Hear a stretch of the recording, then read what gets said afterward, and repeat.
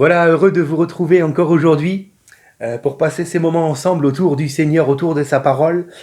Combien je prie que la parole de Dieu vous fasse du bien et que ces temps d'un café à la fois vous fortifient, vous renouvellent et même vous permettent de grandir dans le Seigneur, c'est-à-dire que Christ grandisse en vous.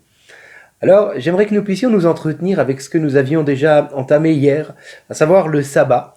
Nous sommes dans la Genèse au chapitre 2 et au verset 2e aussi, où il est écrit « Dieu acheva au 7e jour l'œuvre qu'il avait faite et il se reposa au 7e jour de toute son œuvre qu'il avait faite. » Amen.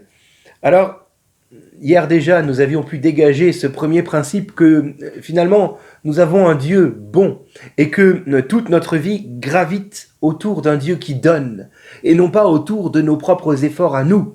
Mais Dieu est généreux, Dieu veut le meilleur pour nous, alors nous n'avons pas à nous inquiéter et nous pouvons aisément, lorsque nous le connaissons tel qu'il est réellement, vivre par la foi.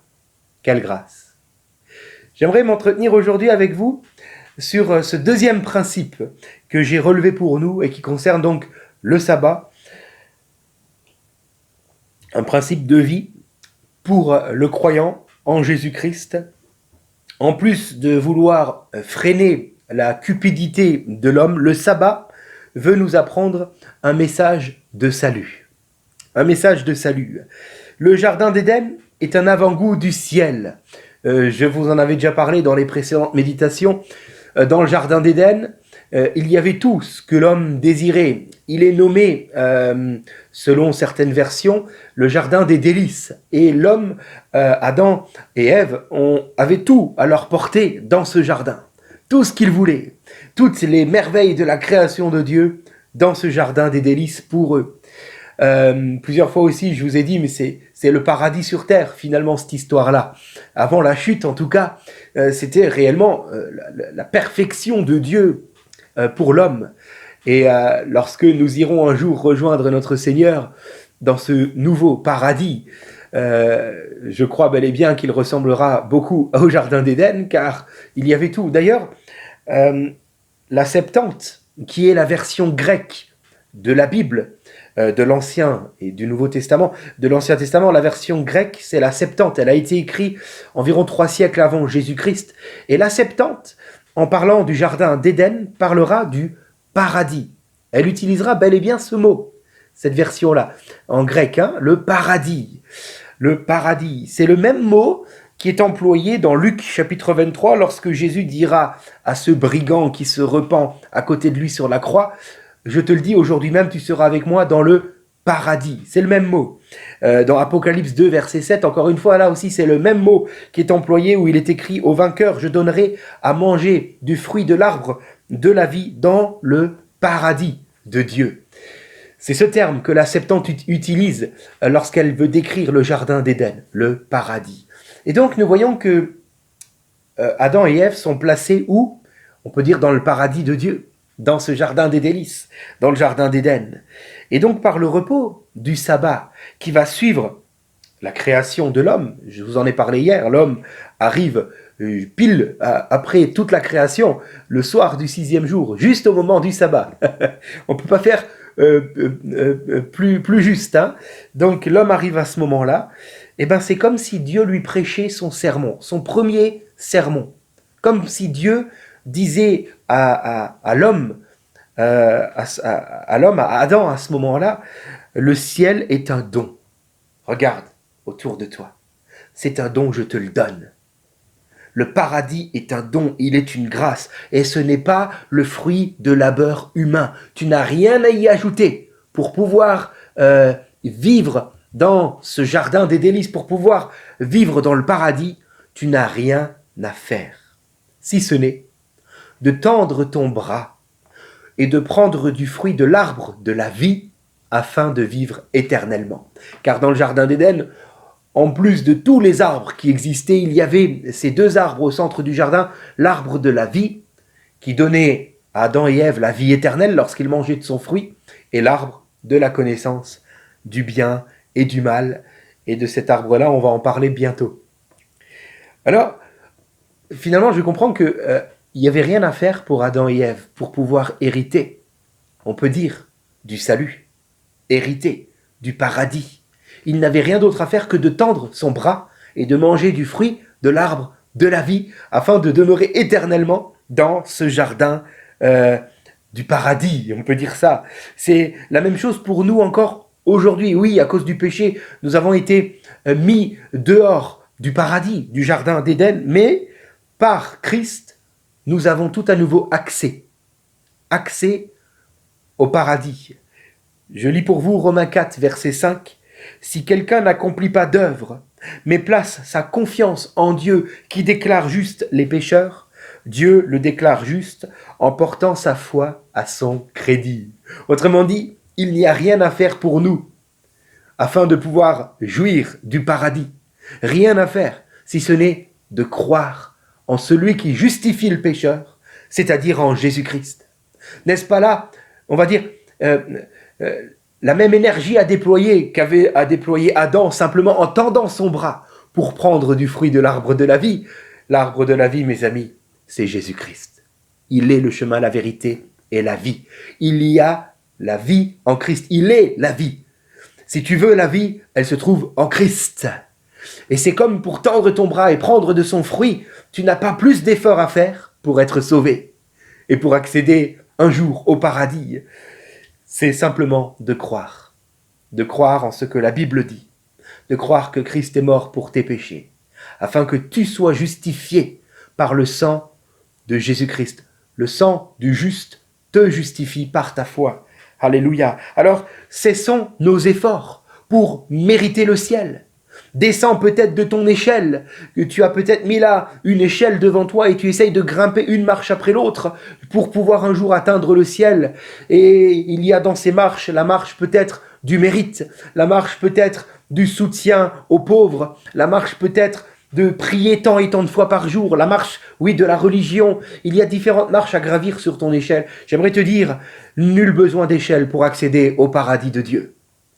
Seule la foi en Jésus nous justifie et nous transporte instantanément au paradis de Dieu. Alléluia. Alors, je crois, et vous voyez bien que je ne suis pas au paradis, c'est spirituel ce que je vous dis là, vous l'avez compris, je l'espère. C'est-à-dire que en Christ, dès aujourd'hui, je reçois le Saint-Esprit qui vit en moi et qui me fait voir et vivre la vie d'une autre manière, avec cette dimension de la présence de Dieu qui est manifeste en moi et en toi si tu crois en Jésus-Christ. Et donc nous pouvons dès aujourd'hui vivre ce paradis par cette communion avec notre Dieu, dès aujourd'hui sur terre, et puis un jour, le jour où nous monterons, le jour de notre grand départ, eh bien nous irons ensemble au paradis avec Jésus-Christ. Alléluia. Alors, comprenons pourquoi est-ce que Dieu s'est arrêté, pourquoi Dieu a arrêté toute son œuvre créatrice après avoir créé Adam. Il aurait pu très bien créer encore d'autres choses, mais il s'est arrêté. C'était fini. Pourquoi? Car, je vous l'avais déjà dit, tout a été créé pour Adam et Ève, pour l'humain. Tout.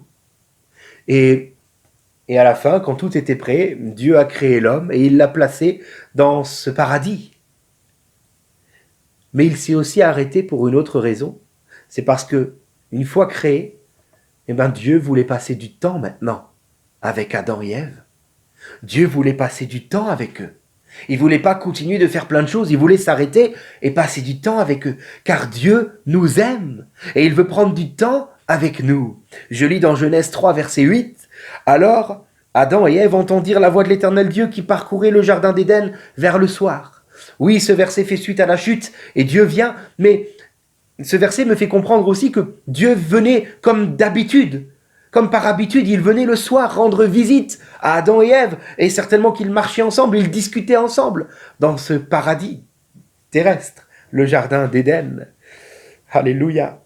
Alors, le sabbat est un jour où nous voulons cesser d'essayer de mériter le ciel et comprendre plutôt qu'il nous est offert simplement si nous acceptons de tendre le bras pour prendre de ce fruit de l'arbre de la vie, c'est-à-dire pour accepté de se saisir de la main de Jésus-Christ, qui est tendu vers nous, qui est tendu vers toi, mon ami, encore aujourd'hui, pour tous tes besoins, pour toute ta vie et pour le salut de ton âme. Jésus te tend le bras, car il a payé pour toi il y a 2000 ans à la croix de Golgotha. Alors si tu acceptes de tendre ta main et de te saisir de la main de Jésus, qui est la vie, le paradis t'est offert.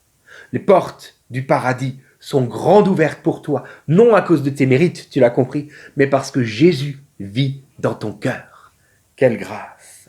Il n'y a aucun mérite, le ciel est offert. Voilà le sermon du sabbat. Voilà le sermon que Dieu fait à Adam lorsqu'il s'arrête le 7e jour et qu'il dit « Regarde, c'est gratuit, c'est pour toi. » Quelle grâce! Le ciel est réservé à ceux qui ont accepté de se saisir du fruit de l'arbre de la vie ici-bas sur la terre. Voilà la seule condition. C'est sur cette terre qu'il te faut régler ce problème, de retrouver la paix avec ton Dieu en te saisissant de la main de Jésus-Christ qui t'est tendue aujourd'hui encore pour te donner du fruit de l'arbre de la vie, c'est-à-dire la vie éternelle dans le paradis pour toujours. Alors, nous sommes aujourd'hui appelés à lever le pied, à vivre ce sabbat, à lever le pied et accepter de marcher par la foi, car nous sommes sauvés. Tu n'as rien à ajouter. Tout ce que tu rajouteras sera simplement la traduction d'un manque de foi dans l'Écriture, car toute l'Écriture dit que le sacrifice de Jésus suffit à te sauver entièrement. Alors, ne sois pas incrédule, mais crois. Crois aujourd'hui. Lève le pied sur tes mérites pour accéder au salut. Oui, bien sûr, que celui qui est sauvé, celui qui s'est saisi de la main de Jésus-Christ, ensuite va faire de belles œuvres, parce qu'il a Jésus dans son cœur. Ça devient automatique, comme une nouvelle vie. Mais ne faisons pas ces œuvres-là afin de mériter le salut. Non, c'est parce que nous avons le salut, c'est parce que nous avons Christ que nous allons faire et accomplir de belles œuvres pour la gloire de Dieu. Attention de ne pas te tromper, mets les choses dans le bon ordre. D'abord, il te faut le Seigneur. C'est un cadeau. Jésus mort à la croix pour te donner le paradis. Alors, nous ne pouvons plus que dire merci.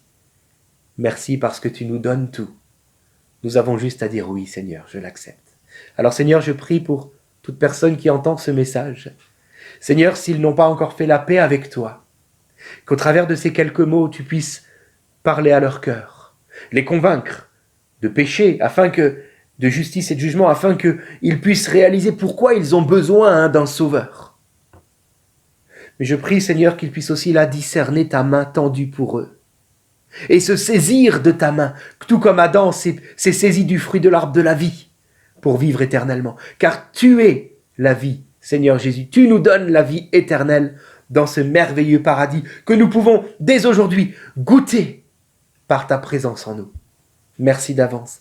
Remplis donc de ta présence toute personne qui se saisit de ta main à l'instant même et au nom de Jésus.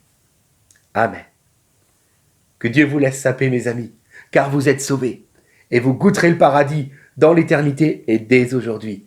Que les senteurs de tous ces arbres du paradis résonnent dans vos cœurs. Soyez bénis et à demain.